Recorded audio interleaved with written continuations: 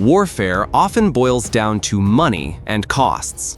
Nations with the largest military budgets typically hold a clear advantage. However, a resourceful nation can stretch every dollar by finding cost-effective ways to acquire weapons capable of neutralizing enemies efficiently. Ukraine stands as the world's prime example of this philosophy. They've proven it once again. Ukraine's wooden drones are crippling Russia's war machine at a fraction of the cost, much like how Russia's elite air force was recently defeated and suffered heavy losses.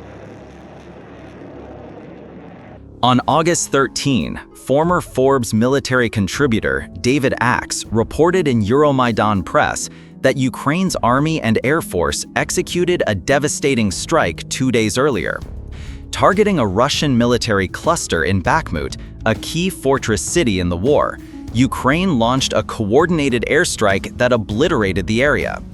Ukraine's 24th Mechanized Brigade, involved in the attack, confirmed they hit Russia's 98th Airborne Division near Bakhmut, about 9 miles from the front line in Donetsk. This detail matters, as Politico reported on August 12 that Russia's ongoing assaults had breached Ukraine's defenses in Donetsk. Ukraine countered by striking Russia's rear. The logic is clear. Attacking behind the front line yields multiple benefits, from disrupting logistics supplying frontline troops to eliminating reserve forces for forward units. Specifically, the 98th Airborne Division consists of paratroopers, which Ukraine noted were engaged in the contested settlement of Chasiv Yar. Slowly but steadily, Russian forces had been pushing Ukraine out of this small city. That advance may have been shattered, along with the loss of many seasoned paratroopers. Ukraine achieved this through a highly innovative, coordinated attack. It began with a sortie by one of Ukraine's Soviet-era Su-27 fighters. Long relegated to a secondary role in the war, these twin-engine supersonic jets have grown far more effective since Ukraine acquired French-made AASM Hammer glide bombs and US-made GBU-31 JDAM bombs. Both weapons allow Ukraine to retrofit its vast stockpile of dumb bombs with wings, transforming them into precision-guided munitions that glide to targets using guidance systems. This means Ukraine's Su-27s no longer need to fly directly over Russian forces to drop bombs. They can release bombs from behind the front line, keeping aircraft safe while maximizing damage.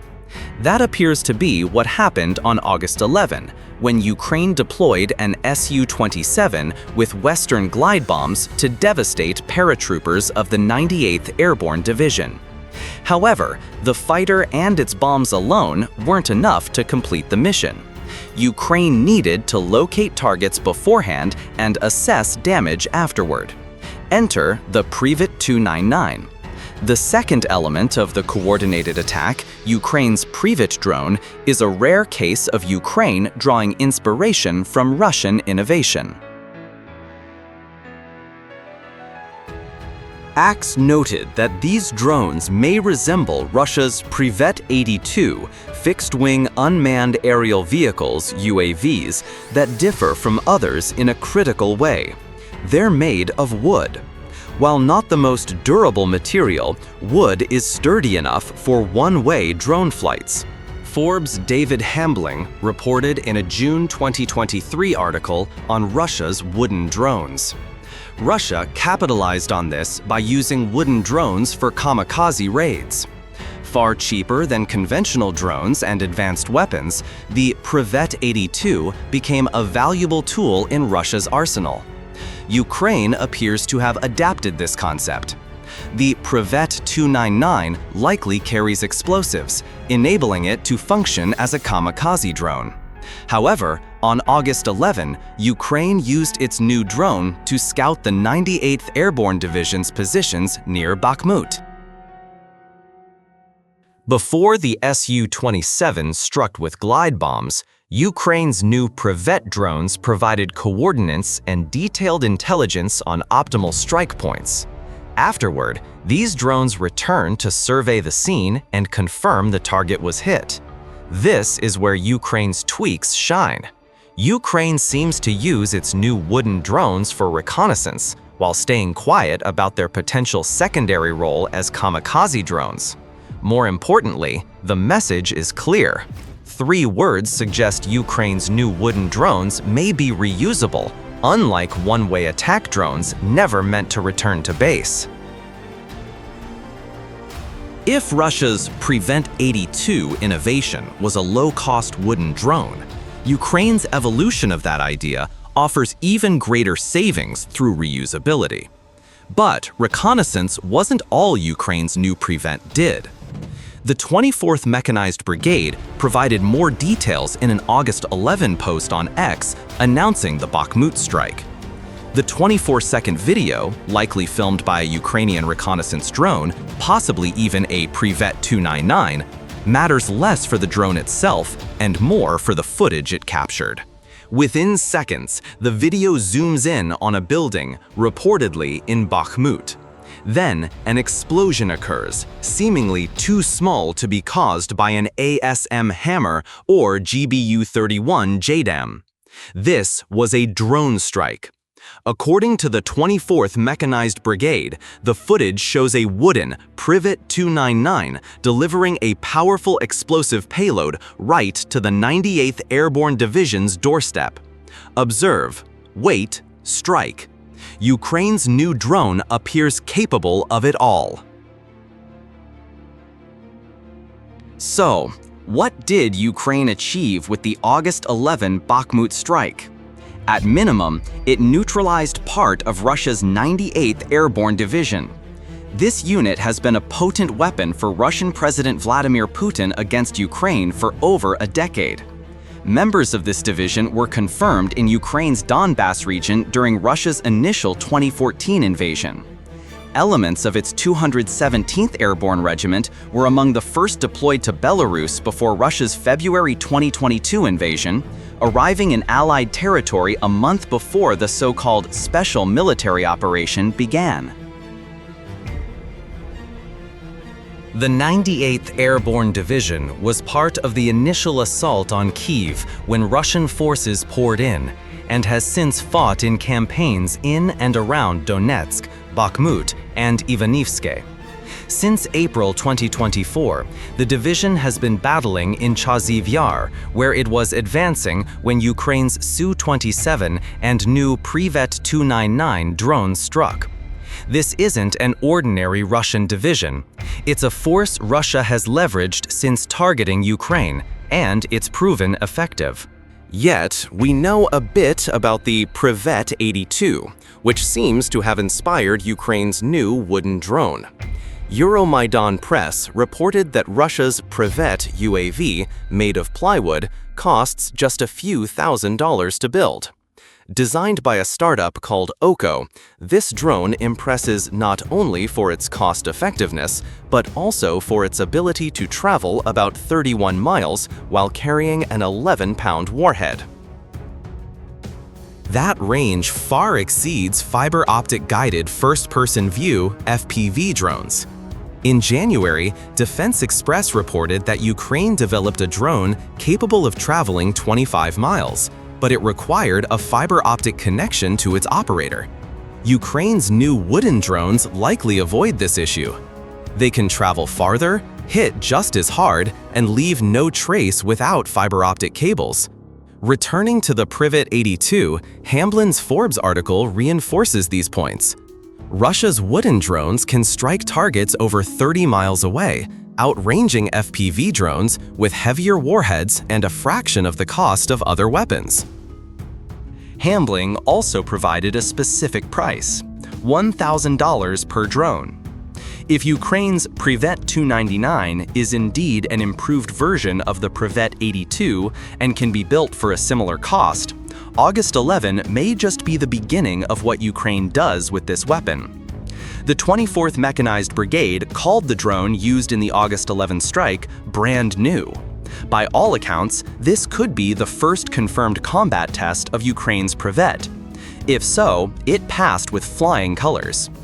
At roughly $1,000 each, these drones will likely appear more frequently on Ukraine's battlefields in the coming months. But how useful is a drone, even one cheaper than anything Ukraine has built before? It's inaccurate to say Ukraine lacks drones in its fight against Russia. President Volodymyr Zelensky set a goal to produce 4.5 million drones of various types in 2025 alone, and there's no indication Ukraine won't come close. Quantity isn't the constraint. The limitation is drone range. The fiber optic FPV drones mentioned earlier are ideal for short-range engagements along the front line. Sending them deeper into Russia's rear is often unfeasible. Fiber optic cables reveal positions and can be cut by frontline Russian soldiers the drones try to bypass. This leaves Ukraine reliant on its long-range drone collection for strikes like the one on August 11th. Those drones are capable, but cost becomes a factor. A single Luti long-range drone, which Ukraine has used for deep strikes inside Russia, costs $200,000 to build. That's a steep price for a drone targeting Russian positions behind the front line. Moreover, these drones are designed for deep strikes with ranges of hundreds of miles. Using them within Ukraine feels wasteful when part of Ukraine's strategy relies on weakening Russia's war machine by targeting military and industrial sites deep in its rear. Near and mid-range rears lack a perfect drone solution. With the Privet 299, Ukraine may have found a cheap new answer for the mid-range problem. Euromaidan Press highlighted this. Currently, Ukraine's FPV drones dominate the battlefield at a 9-mile range. Efforts are underway to extend their kill zone to 25 miles. The tactical implications are profound. As the kill zone expands, logistics, artillery clusters, and troop movements behind the front line become increasingly vulnerable. This creates strategic challenges for Putin's forces. For much of the war, Russian forces have operated just behind the front line with relative safety. Sure, the occasional Ukrainian drone or missile could penetrate. But once Russia seized territory, it could often use that land to move troops and equipment to the front. Russia's frontline forces are sustained and replaced as needed by those in the near rear. Ukraine's mid-range drones disrupt this. They allow Ukraine to strike just behind the front line, effectively creating kill zones right behind Russian troops trying to advance into Ukrainian territory. Those soldiers become isolated. They can't retreat because Ukraine's mid-range drones can hit them. So they're forced to advance, knowing supplies and reinforcements won't arrive. Inevitably, they're wiped out. Russia then faces the challenge of pushing more troops through the mid-range kill zone Ukraine has created. The Privet 299 seems to provide everything Ukraine needs to monitor and strike Russian forces maneuvering behind the front line. Caliber noted that being spotted within about 1 mile of the front line is a death sentence for most Russian soldiers. Ukraine extending that range to a few miles behind the front line gives them a major tactical edge. How? It allows Ukraine to build a layered drone wall. At its core, this layered approach is straightforward. Short-range fiber optic FPV drones patrol the front line, tracking and destroying any Russian soldiers or mechanized units they find. The Privet 299 does the same, behind the front line, creating kill zones spanning miles that disrupt Russian logistics and isolate frontline troops. Take the British Army's approach as an example. In May, Army Technology reported that the UK is developing a 3-layered formation, using drones in the 2 forward layers backed by traditional manned platforms. This evolves from the UK's earlier layered approach, which relied on manned platforms like helicopters and multiple launch rocket systems, followed by ground troops. Drones are far cheaper than those manned platforms. They're also unmanned, making their use far less risky. If Ukraine wants to advance, the UK's approach is ideal. The Privet 299 hits the near rear. FPV drones engage Russian forces at the front line. And after this drone combination sows chaos, Ukraine's ground forces can advance to eliminate survivors and reclaim territory. Perhaps we're getting ahead of ourselves. But if the Privet 299 is as versatile and impactful as the August 11th strike suggests, it could be a game changer for Ukraine. Beyond creating drone layers, that strike matters for other reasons. As Defense Express noted in an August 12 article on the attack, strikes on temporary Russian troop deployments in Bakhmut allow Ukraine to degrade Russia's manpower on the Donetsk front and disrupt its troop rotation. In short, Russian soldiers are forced to fight longer due to such attacks. Prolonged fighting leads to exhaustion and morale collapse, both of which benefit Ukraine's defenders. More Russian soldiers will die due to this disruption. If Ukraine plays its cards right, it could even pave the way back to Bakhmut in time. That won't happen immediately, but Ukraine is eager to retake that fortress city which Russia captured in 2023. Doing so would reverse one of Russia's most symbolic victories in the invasion so far, while providing a major morale boost for Ukraine's weary defenders. The city holds limited strategic value, but any reclaimed territory is significant for Ukraine, as it provides leverage for future peace talks with Russia. Of course, talk of retaking Bakhmut is premature. Ukraine's use of the new Privet 299 has eased pressure at Chaziv Yar and on the Donetsk front with a strike near Bakhmut, showing the potential of Ukraine's cheap wooden drones. With a layered approach, or simply by using its new drones as support for AASM Hammer or GBU-31 JDAM strikes, Ukraine can weaken Russia's grip on a symbolically critical piece of territory. Ultimately, the emergence of the Privet 299 represents something bigger for Ukraine, another piece of domestically produced military equipment. The attack's success also signals a shift toward greater use of domestically designed and manufactured weapons, reducing reliance on foreign systems, according to Defense Express. That shift is gaining momentum. In April, the Kiev Independent reported Zelensky's claim that about 40% of Ukraine's weapons are now domestically produced. His goal is to raise that to 50% by 2026. Army technology noted challenges, with funding being the main hurdle. Ukraine Business News reported on August 11th that Ukraine needs about $6 billion to sustain its domestic defense industry through 2026. Ukraine's arms industry has grown to produce 1,000 types of products, from artillery and armored vehicles to missiles and advanced drones. Funding could unlock $35 billion in production potential.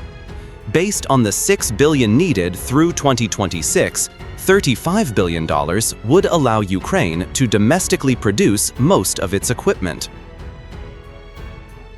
If the Privet 299 comes close to the $1,000 price of its Russian counterpart, thousands could be built, becoming one of the most critical tools Ukraine's ground forces can deploy against Russian invaders.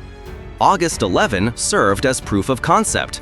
Now, Russian soldiers wonder what's next from Ukraine's brand new wooden drones.